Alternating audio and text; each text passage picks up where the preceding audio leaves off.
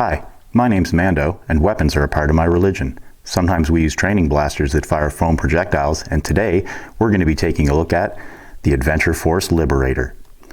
Launched in 2019 under the Adventure Force line at Walmarts in Canada, the Liberator is a pump-action, 10-round, tube-fed magazine blaster.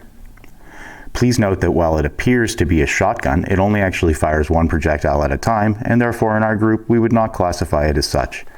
Also, please note that this is a rival blaster, and rival rounds tend to travel a little faster or hit a little harder than some stock Nerf Elite rounds, and so they're more appropriate for apprentices and up.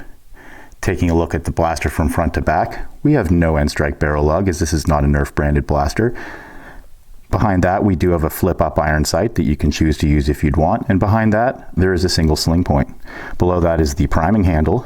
Up top we do have an end strike tactical rail, and even though this isn't a Nerf branded blaster, this is indeed an end strike rail, and Nerf branded accessories will fit. At the back of that is the rear iron sight to correspond with the front, followed by a sling point. Below that is the handle with the trigger and the safety trigger. Taking a look at the handle itself, it's what I'd call adequate. It could be a little bigger, but technically it will service my hand, and my hands are a little larger than average.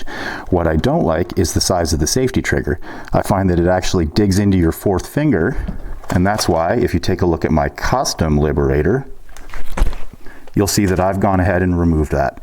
However, other than the paint job, that's the only modification I've made, so you can barely call it a mod. In regards to the paint job itself, this is one of my earlier pieces of work, and I was experimenting with different metallic paints. While I'm happy with how it turned out, it looks a little too realistic for me, and I probably wouldn't be too comfortable taking this out into a public area. To operate this blaster, first, prime the handle all the way to the bottom. This exposes the magazine door. From there, open the magazine door and load in up to 10 rival balls. Here's where things get a little more complicated. This blaster is not designed to be topped up on the field. And the other issue is that when you're done loading, you need to close this door manually. If instead you close it by closing the priming handle, as my group has done many times, there's a good chance you can cause a jam. From there, close the priming handle, point, squeeze the safety trigger, squeeze the main trigger, and fire.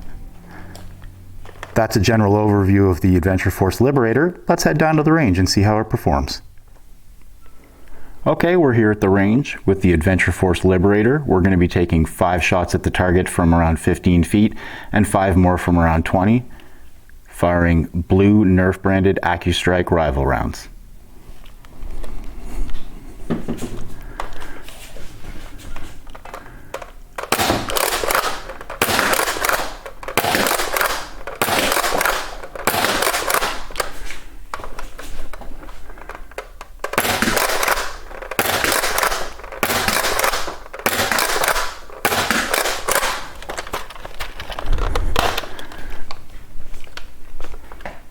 Can't complain with that accuracy.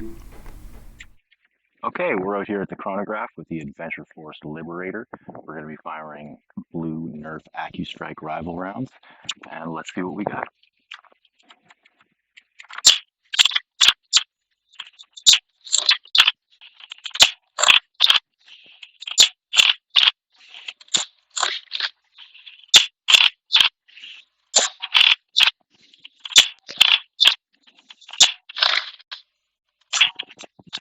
Okay, so a little below the rival average, which is around 90.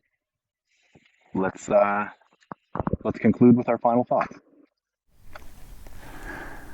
On to my final thoughts about the Adventure Force Liberator. I quite like the Liberator. While it's not perfect, it's what I'd call decent. If you can overlook the loading and the feeding issues, I guess I'd call it a good low-capacity primary blaster appropriate for apprentices and up.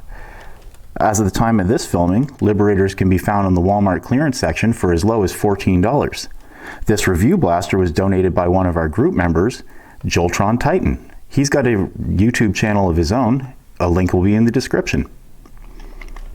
Regardless of whether it's thrifted or found on clearance or donated, I'm a big fan of this. It's a lot of fun to use, and while it may be a little bit below average in FPS, I find it shoots straight and accurate. At any price, the Liberator is something I like to keep handy for close encounters.